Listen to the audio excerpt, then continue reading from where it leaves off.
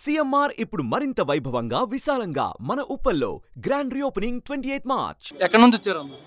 మేము చింతల నుంచి వచ్చామండి. చింతల నుంచి. ఓకే. ఎప్పటి నుంచి వెయిట్ చేస్తున్నారు? మధ్యాహ్నం వచ్చామండి 2 o'clock. ఎందుకంటే ఇంటి అందులో ఎందుకు అసలు? మొత్తం ఈస్ట్ గోదావరి మొత్తం మెగా ఫ్యామిలీ అంటే మా అమలాపురం వాళ్ళకంతా బాగా అభిమానం ఎప్పటి నుంచో ఈస్ట్ గోదావరి బాగానే. ఈరోజు మగధీర రిలీజ్ అయింది కదా, ఏం చెప్తారా? అయింది గ్లోబల్ స్టార్ మగధీర సినిమాకి వెళ్దాం అనుకున్నామండి. చంద్ర గారిది ఇప్పుడు మార్నింగ్ జరగండి సాంగ్ వచ్చింది కదా, ఎర్లీ మార్నింగ్ తిరుమల వెళ్ళారు ఆల్రెడీ. వెళ్ళారు కదా, ఇక్కడ రారు కదా. ఇక్కడ రారంటండి. అదే క్లింకారాన్ని తీసుకుని మొత్తం తిరుమల పొద్దున్నే దర్శనంకి వెళ్ళి వచ్చారు. ఇది దగ్గర మొదలై రేణుకొండ ఎయిర్పోర్ట్కి వెళ్ళి అంతే. మార్నింగ్ గేమ్ చేంజర్ సాంగ్ వచ్చింది కదా, ఏం చెప్తారు దాన్ని? జరగండి ఆల్రెడీ జరిగింది చేస్తారు, మొత్తం జరిగిపోవడమే. అందరూ తప్పుకోవాలి, ఇంకా రికార్డు బ్రేక్ అయిపోద్ది cinema. Already Shankar Ramcharan dialogue చెప్పొచ్చు కదా రామచరణ్. ఈ అడవి నాదే, వేట నాదే, చిరుత. చరణ్ గారికి ఏదైనా విషయం? ఈ చరణ్ గారు ఎన్నో భర్తలు చేసుకోవాలని, many more happy రిసన్ of the day. Global mega power star Ram Charan brother. ఎక్కడ నుంచి? చింతల్. ఎప్పటి నుంచి వెయిట్ చేస్తున్నాం? 2 o'clock. పాసెస్ లేవా? అవును, తీసుకున్నాం. మరి ఎందుకు వెళ్ళా ఇంతవరకు లోపలికి? అంటే అలౌ చేయట్లేదు, ఇంకా అలౌ చేయట్లేదా? ఓకే. అంటే ఇప్పుడు చరణ్ గారిది ఏదైనా నీ ఫేవరెట్ డైలాగ్ ఒకటి? ఒక్కొక్కడిని కాదు షేర్ ఖాన్, 100 మందిని ఒకేసారి పంపాం. ఓకే. అంటే ఈరోజు మగధీర రిలీజ్ అని చెప్పావు ఈ డైలాగ్? అను అదే నా ఫేవరెట్ మూవీ అండ్ డైలాగ్ కూడా బాగుంటుంది. చరణ్ గారు నీ స్కూల్ డేస్ లో ఉన్నప్పుడు ఏ హీరోయిన్తో బాగా అయితే హీరోయిన్తో సినిమా బాగుంటుందని నీకు అనిపించింది? చరణ్ గారిది స్కూల్ డేస్ లో కాజల్ బాగా సెట్ అయ్యేది. మరి ఇప్పుడు ఎవరైనా సెట్ అవుతారు. రకుల్ ప్రీత్ సింగ్, మళ్ళీ ఇంకొక మూవీ చూడాలనిపిస్తుంది రకుల్ ప్రీత్ సింగ్ తోటి.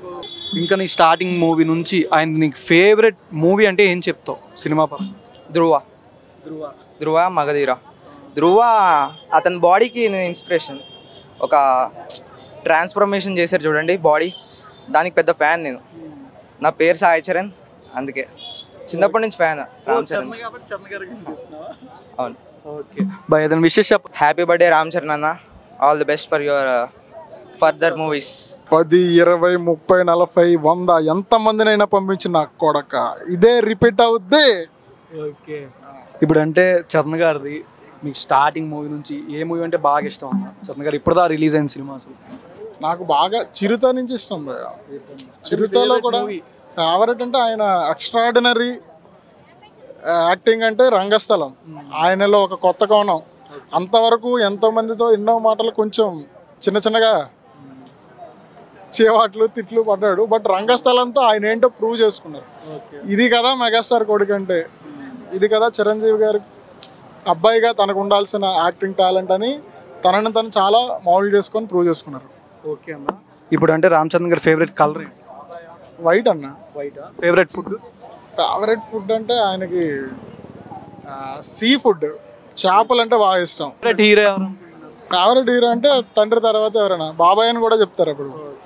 అది ఇప్పుడు యాక్చువల్గా నేను చిరంజీవి గారికి బాగా పెద్ద ఫ్యాన్ని. చిరంజీవి గారికి పద్మవిభూషణ్ వచ్చింది కదా, ఆయన గురించి చిన్నగా రాసుకున్నాను అనమాట.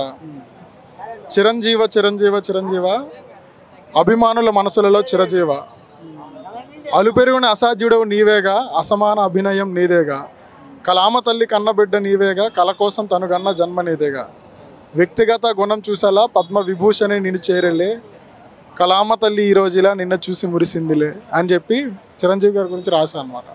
ఓకే. బేసికల్గా నేను లిరిసిస్ట్ని. అంటే ఇక్కడ రావట్లేదు కదా, పొద్దున్న తిరుమలలో ఉన్నారు కదా రామ్ చరణ్ గారు. తిరుమల నుంచి ఆయన రావడానికి ఇక్కడ పెద్ద కష్టం అన్న. ఆల్రెడీ హైదరాబాద్లోనే ఉన్నారు ఆయన, వచ్చేసారు ఆల్రెడీ. బట్ ఇక్కడికైతే ఇప్పుడున్న ఇన్ఫర్మేషన్ అయితే చరణ్ గారు రారు, బట్ సాయి ధరమ్ తేజ్ అండ్ వరుణ్ తేజ్ వస్తారా అనే ఇన్ఫర్మేషన్. హాయ్ రామ్ చరణ్ గారు, ఇక్కడ వచ్చిన ఫ్యాన్స్ అందరి తరపున మీకు పుట్టినరోజు శుభాకాంక్షలు.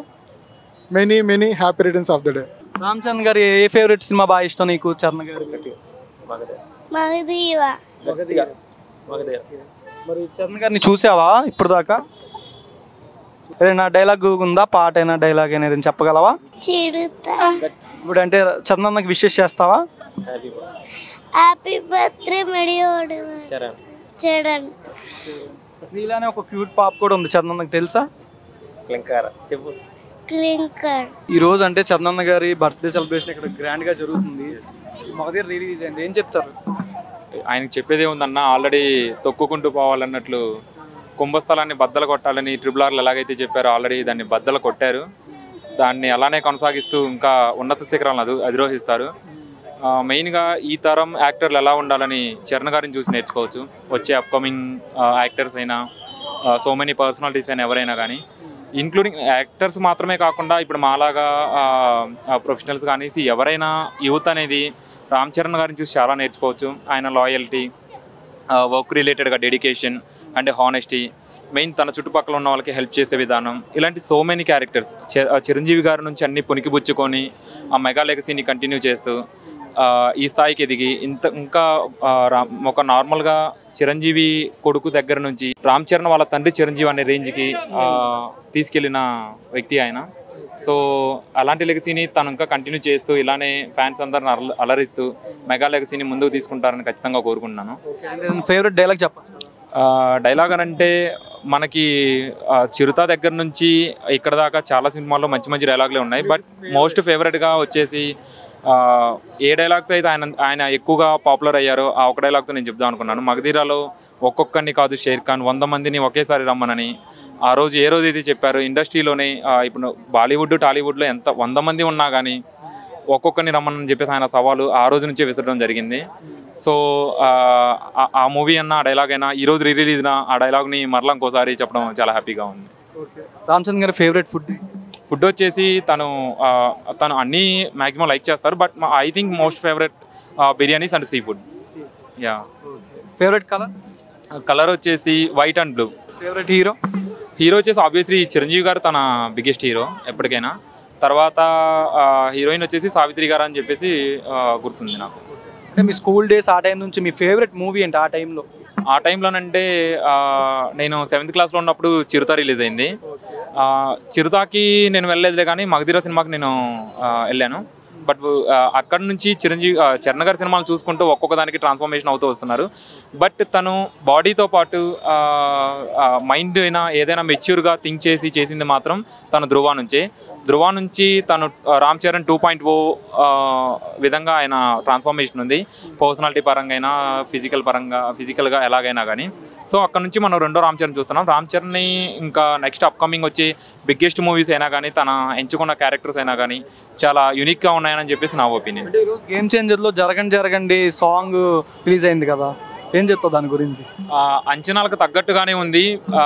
బట్ ఇది ఒక మాస్ దాంట్లో కూడా ప్రభుదేవ గారు ఒక యూనిక్ స్టెప్ని దాంట్లో మెన్షన్ చేశారు. సో అది నాకు బాగా నచ్చింది. అంటే ఇలాంటి సాంగ్లో కూడా ఒక సిగ్నేచర్ స్టెప్ని పెట్టొచ్చు అనేది ప్రభుదేవ దాంతో ప్రూవ్ అయింది. సో సినిమా ఎక్స్పెక్టేషన్స్ అందరూ పెట్టుకున్నట్లే అందరికీ ఉన్నాయి. అది ఖచ్చితంగా బిగ్గెస్ట్ హిట్ అవుద్దని చెప్పేసి చరణ్ గారి కెరియర్లో బిగ్గెస్ట్ హిట్ అవుద్దని చెప్పేసి అనుకుంటున్నాను. బర్త్డే అందరికీ మెగా ఫ్యాన్స్ తరపున అండ్ ఇక్కడికి వచ్చిన వాళ్ళందరి తరపున రామ్ చరణ్ గారికి మరొకసారి జన్మదిన శుభాకాంక్షలు తెలుపుకుంటూ వాళ్ళకి ఆయురారోగ్యాలు ఐశ్వర్యాలు ప్రసాదించాలి, ఇంకా మెగా లెగసీని ఇలానే ముందుకు తీసుకెళ్లాలని చెప్పేసి కోరుకుంటూ ఉన్నాను. Thank you so much. Happy birthday Ram Charan. Suman టీవీలో మీ పర్సనల్ అండ్ బిజినెస్ ప్రమోషన్స్ కోసం కింది నెంబర్కి కాంటాక్ట్ చేయండి.